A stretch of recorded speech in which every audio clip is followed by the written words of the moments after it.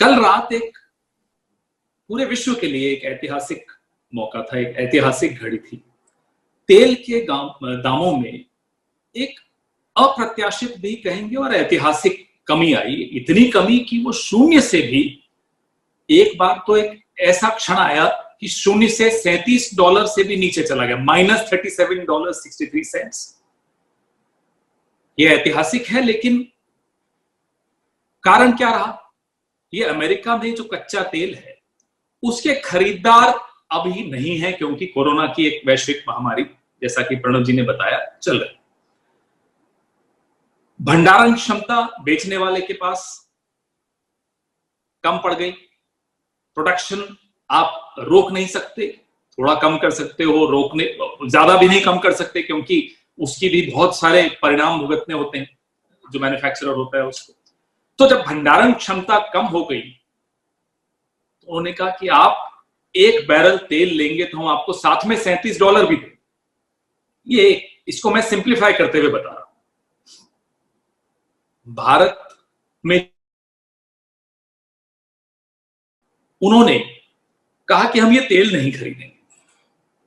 Iran से तेल आयात करने पे जब से रोक लगी, तब से भारत अमेरिका से तेल आयात करने वाला 10वां सबसे बड़ा देश है और विश्व में हम दूसरी श्रेणी पर हैं जो तेल आयात करने के देशों में। हम बहुत तेल आयात करते हैं, हमारे पास भंडारण क्षमता भी है। हमारा ये प्रश्न बनता है कि आखिर क्यों, जब अंतरराष्ट्रीय मूल्य इतना घट गया है, WTI पे इतना कम रेट है, 0 से नीचे है, हमने इनकार क्यों किया? पिछले 6 सालों में 20 बार आपने सेंट्रल एक्साइज ड्यूटी बढ़ाई पेट्रोल और डीजल पर। आपने 20 लाख करोड़ अर्जित किया, माफ कीजिएगा, 12 बार आपने बढ़ाई और 20 लाख करोड़ रुपए अर्जित किया। ये दूसरा प्रश्न भी बनता है कि आखिर क्या कारण है? आप जो लाभ अर्जित करते हैं उसको आम उपभोक्ता के साथ बांट नहीं सकते, वो राहत आम उपभोक्ता को नहीं दे सकते। चलिए, आपने 6 साल में नहीं किया, कोई बात नहीं, नहीं किया। हम तो बार बार तब भी कहते रहे, अब भी कह रहे हैं। आज जो स्थिति है वो भयावह है। देश के कई कोनों से दिल दहला देने वाली उदाहरण सुनाई देते हैं कि भुखमरी के चलते कोई राख खाकर जी रहा है, कोई मेंढक खाने पे मजबूर हो रहा है। ये क्या स्थिति है?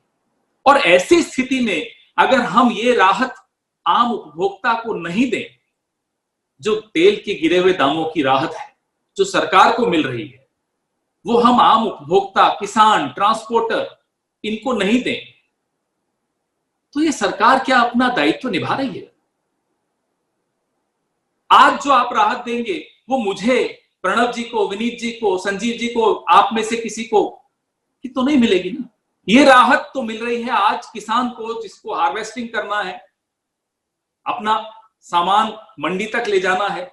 ये राहत मिलेगी उन ट्रांसपोर्टर्स को, जो सप्लाई चेन जो कि चरमरा गई है पिछले 1 महीने से ऊपर, उसको दुरुस्त करने वाले जो ट्रांसपोर्टर हैं, जिनके हाथ में है सामान इधर से उधर ले जाना, खाद्यान्न इधर से उधर ले जाना, सब्जी खेत से मंडी तक लाना, उन सबको ये राहत मिलेगी।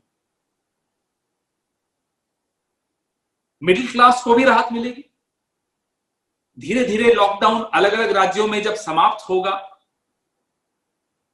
फिर से अर्थव्यवस्था और हमारी और आपकी जिंदगी पटरी पर आएगी, उसके लिए भी ये राहत आवश्यक है।